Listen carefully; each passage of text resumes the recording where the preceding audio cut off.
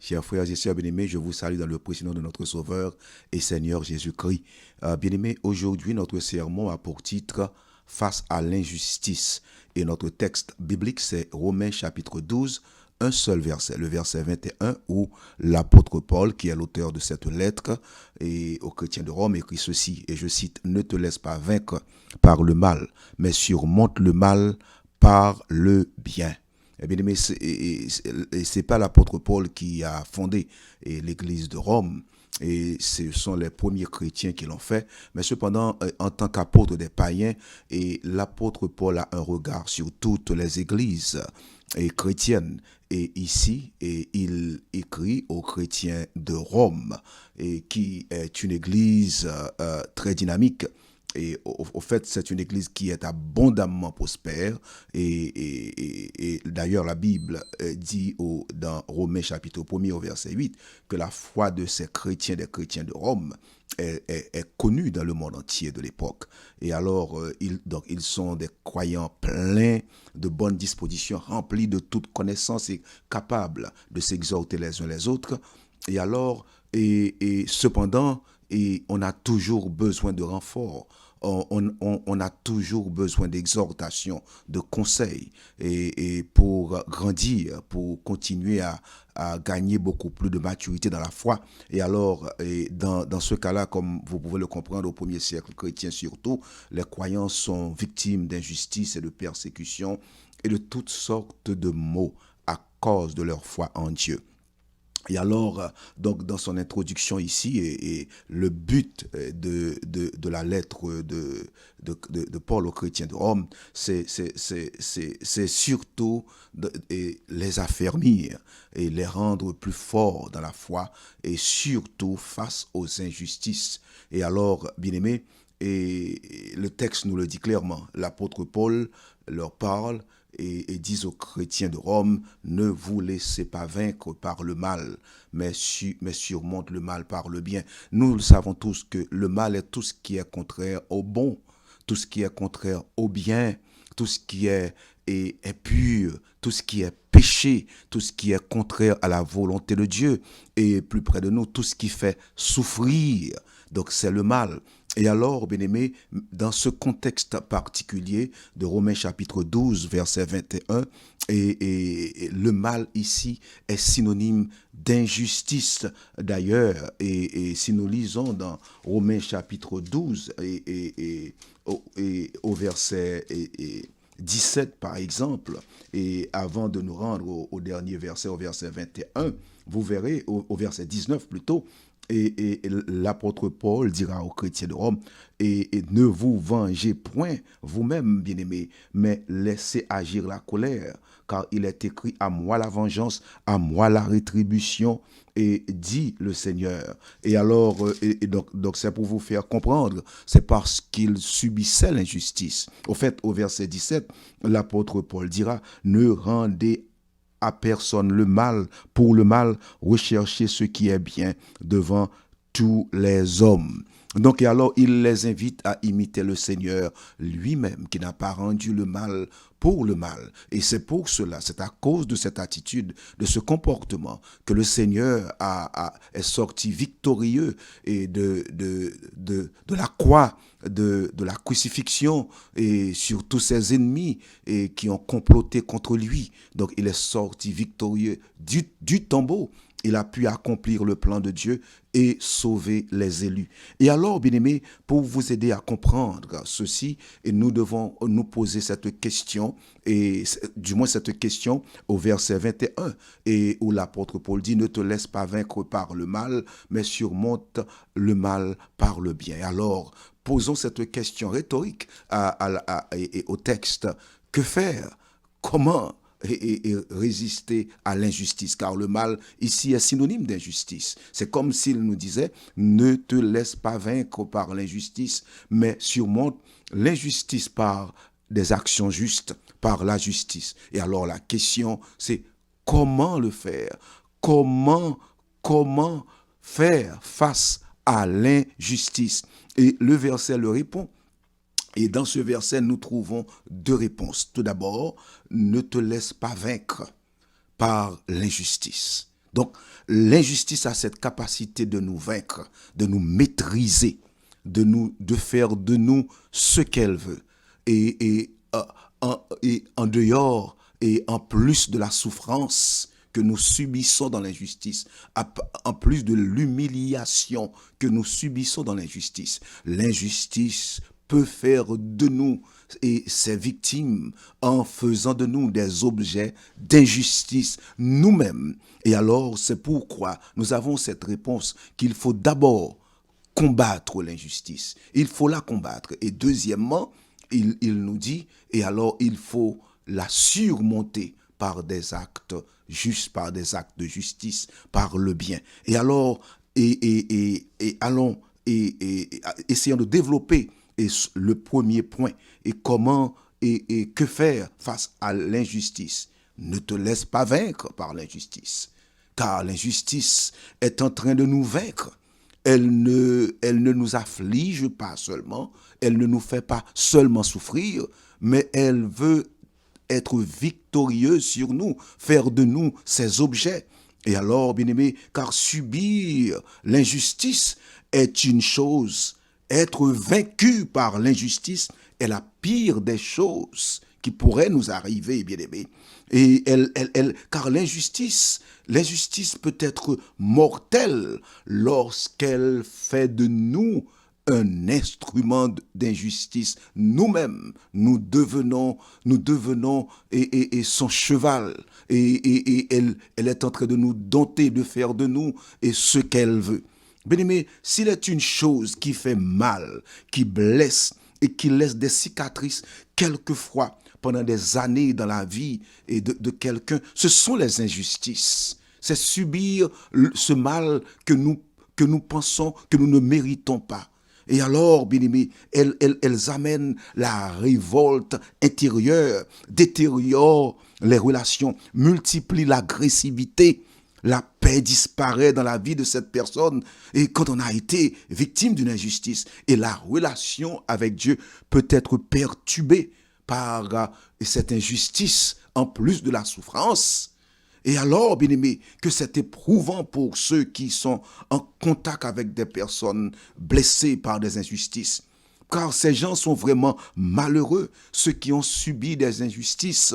Et c'est pas seulement la souffrance, c'est pas seulement l'injustice subie, mais c'est ce que devient la personne après avoir subi cette injustice.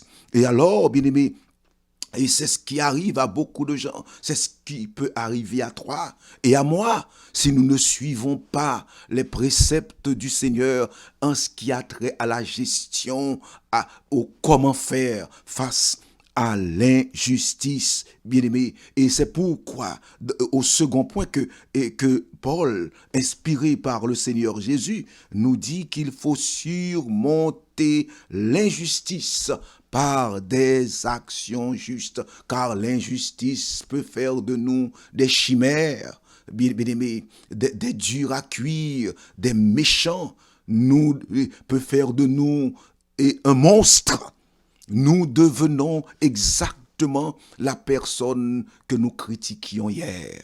Nous devenons exactement ce monstre que nous voyons en cette personne-là.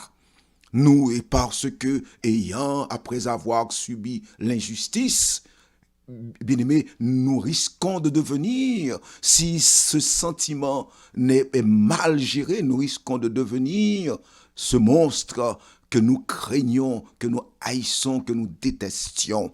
Et alors, c'est pourquoi, dans le second point, dans ce verset Romains 12, verset 21, l'apôtre Paul dit aux chrétiens de Rome, qui sont, comme je vous le disais tantôt, des chrétiens et bien fondés, mais cependant, et quelle que soit notre fondation, notre relation avec Dieu, nous sommes avant tout des humains. Nous sommes nous sommes chers, nous sommes charnels. Si nous ne suivons pas les préceptes du Seigneur et si nous ne maintenons pas une bonne relation avec Dieu, et si nous ne suivons pas ces préceptes, nous risquons de devenir des objets d'injustice, des instruments du diable pour faire cette même injustice que nous avons subie aux autres, bien-aimés. Et alors, c'est pourquoi l'apôtre Paul nous dit, et dans ce second et dernier point, qu'il faut surmonter l'injustice par des actions justes. Surmonte le mal par le bien. Ne te laisse pas dominer par le mal. Donc, à remarquer le mot surmonter. Nous pouvons diviser ce verbe, le verbe surmonter, en deux. Monter et sur. Monter sur. Donc, vous voyez, monter dessus, dompter, dominer, contrôler, gérer l'injustice par des actions justes, par le bien, et souvent de fois à cette même personne qui t'a fait cette injustice. C'est dur, c'est un médicament dur et amer, mais c'est le seul médicament qui peut guérir. Car souvent, lorsqu'on a subi l'injustice, cette injustice est comme un poison qui empoisonne la vie de la personne qui a subi l'injustice, où la personne elle-même devient un instrument et du mal à cause de cette injustice subie dans sa vie. Alors, bien-aimé, l'apôtre Paul nous dit ici, ne te laisse pas dominer par le mal. Au contraire, sois vainqueur du mal. Car c'est un combat qu'il faut mener. Car l'injustice nous combat. L'injustice, comme je le dis avant, l'injustice ne veut pas seulement te faire souffrir à partir de telle ou telle action, mais l'injustice veut te conquérir, veut faire de toi un instrument d'injustice. Et alors, l'apôtre Paul nous donne ici, le Seigneur l'inspire à nous donner la solution. Il faut dominer cette injustice et par le bien, par des actes, par des actions de justice. Et alors, bien aimé, aborder ce sujet sous cet angle, c'est refuser de se considérer tout d'abord comme une victime, mais c'est assumer notre responsabilité telle que Dieu le demande. Car bien aimé, aborder ce sujet et sous cet angle, et bien, car comme je l'ai dit, c'est refuser de se considérer comme une victime, de dire, ah non, je suis comme je suis parce qu'on m'a fait du mal. Les autres méritent que je leur fasse du mal. Car on m'a fait telle ou telle chose, c'est normal que je sois comme je suis. Aujourd'hui, non, c'est se considérer toujours, se référer toujours à ce qui s'est passé. Et alors, et à cette injustice subie. Et c'est devenir exactement l'instrument de l'injustice. Et alors, l'apôtre Paul, le Seigneur l'inspire à nous donner la solution ici de manière claire et nette. Bien aimé, et faisons un peu de mise en contexte. Et qu'est-ce qui cause l'injustice? L'injustice est synonyme du mal. L'injustice est synonyme de péché. Et, bien aimé, c'est à cause du péché et qui est entré dans le monde par la désobéissance de nos premiers parents. L'injustice est que l'injustice est entrée dans le monde. L'injustice est synonyme de péché. Elle est omniprésente et elle règne comme un élément du péché. Car elle est en nous également, nous qui subissons cette injustice. C'est pourquoi il est beaucoup plus facile à nous, au lieu de la combattre, mais de l'adopter, d'adopter l'injustice pour répondre à cette injustice et subie. Et alors, bien aimé, et nos premiers parents, avec le péché qui est entré dans le monde à cause de nos premiers parents qui ont désobéi à Dieu, et alors l'injustice est partout, partout, en nous et autour de nous. Nous sommes enclins à faire l'injustice aussi. Donc, bien aimé, la seule façon de combattre l'injustice, c'est en faisant le contraire.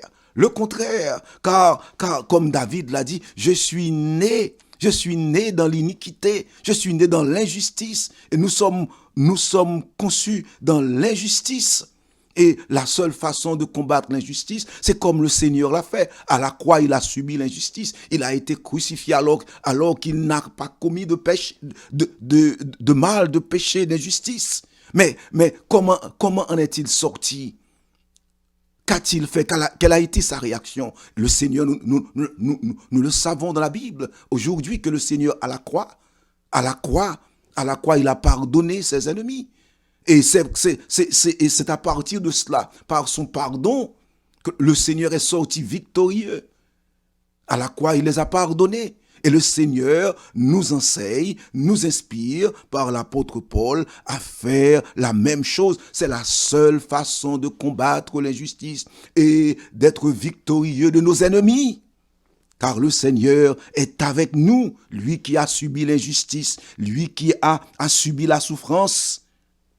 Il a pardonné. Et dans le modèle de prière qu'il a donné à ses disciples, n'a-t-il pas dit que nous devons prier en disant « Pardonne-nous nos péchés, comme nous aussi, nous avons pardonné ceux qui nous ont fait subir de l'injustice, ceux qui nous ont offensés, ceux qui ont péché contre nous. » Donc non seulement l'injustice est là à cause, parce que l'injustice est synonyme de péché, qu'elle est en nous aussi, que nous subissons parfois l'injustice, mais des années, peut-être quelque part dans les années passées, nous avions fait, ou du moins hier ou le mois dernier, nous avions commis une injustice également.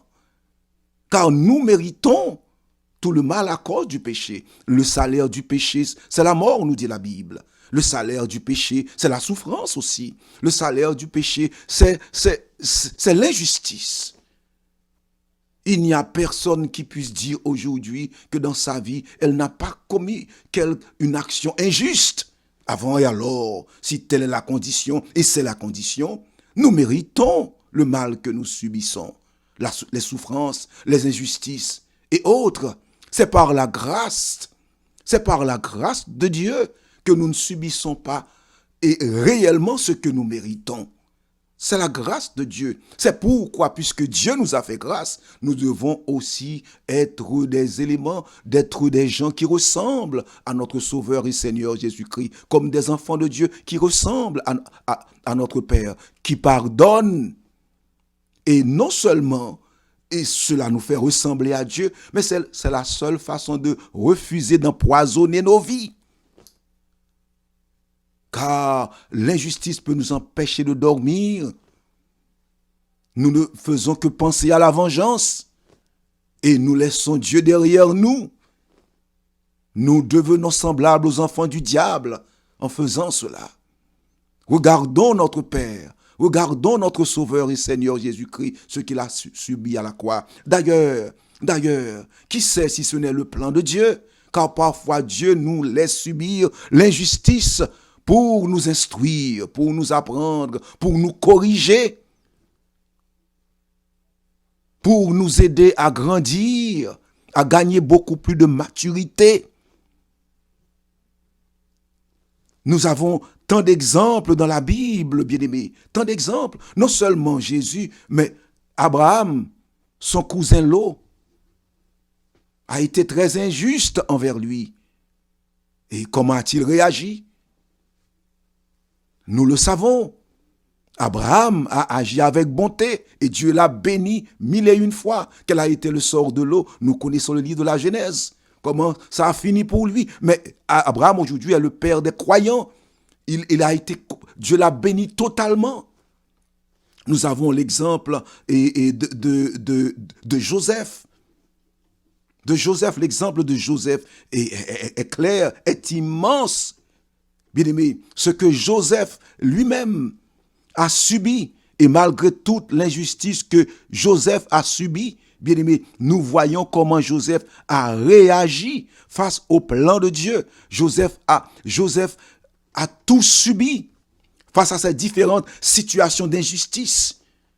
Il y a des rappels qui remettent les idées à leur juste place, bien-aimés. L'histoire de Joseph est pleine de ces événements qui auraient pu le remplir de sentiments d'injustice dont les conséquences seraient graves pour lui. Et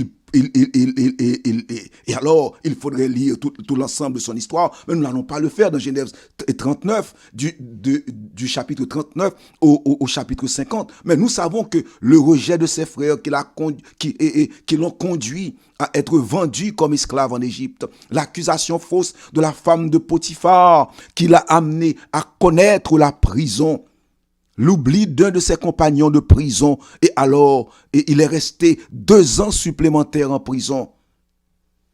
On peut imaginer, après tout ce qu'il a subi, plusieurs réactions possibles de sa part. Vis-à-vis de Dieu, il aurait pu dire, j'obéis à Dieu, je lui suis fidèle, voilà ce qu'il laisse faire contre moi. Dieu me fait vivre des injustices. Et vis-à-vis des hommes, il aurait pu dire c'est totalement faux. Et c'est vrai, cette accusation. Et on écoute cette femme sans me croire. Je me retrouve en prison et cette femme reste au-dessus de tout soupçon. Résultat, Joseph est sali aux yeux de tous, bafoué dans son honneur. Malgré cette série presque ininterrompue d'injustices, ce qui ressort chez lui est bien différent de comportements aigris ou chimériques.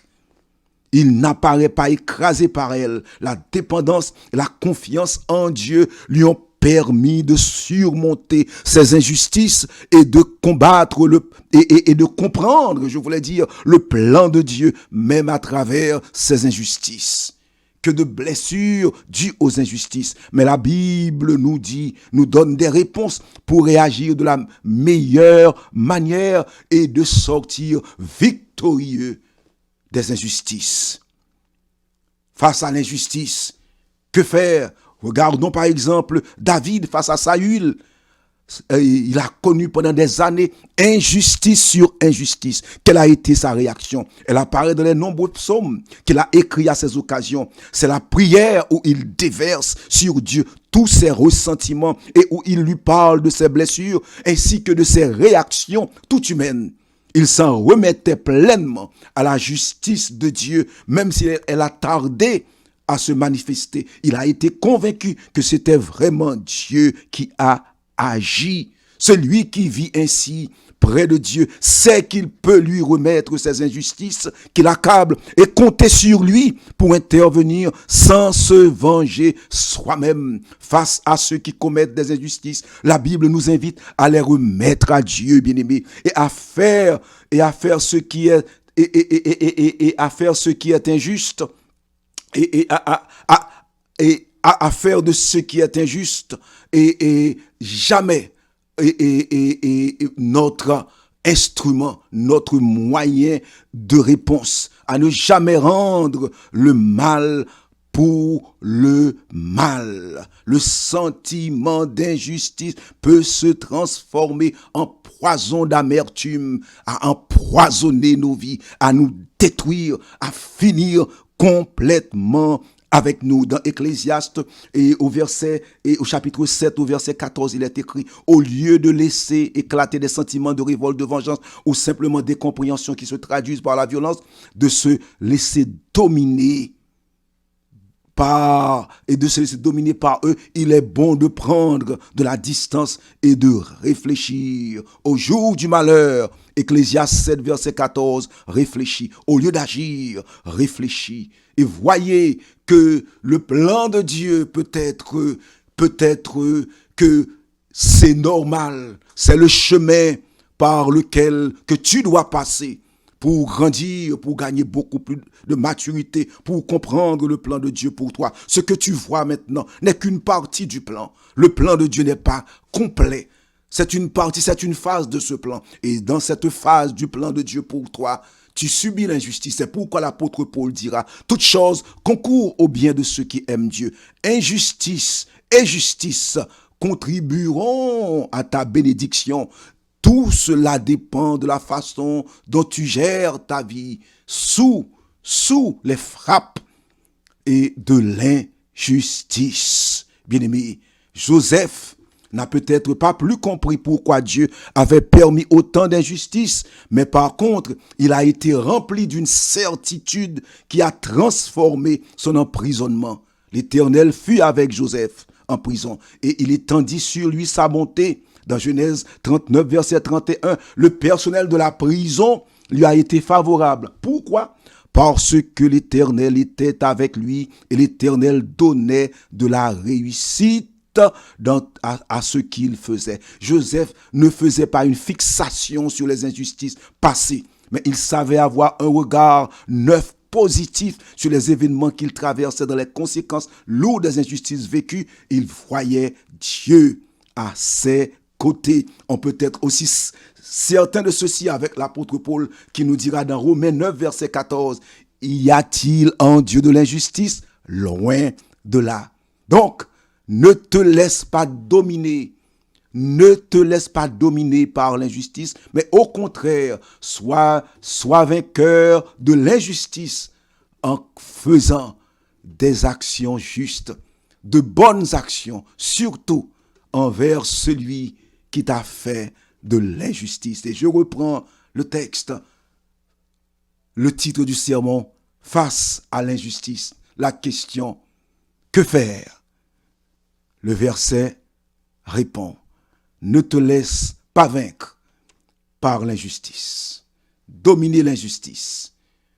Surmonter l'injustice par le bien, par la prière, par des actions justes. Qu'il en soit ainsi pour toi. C'est ta seule chance de réussir là où tu es. C'est ta seule chance de vaincre l'ennemi. C'est ta seule chance de sortir victorieux. C'est ta seule chance d'avoir la victoire.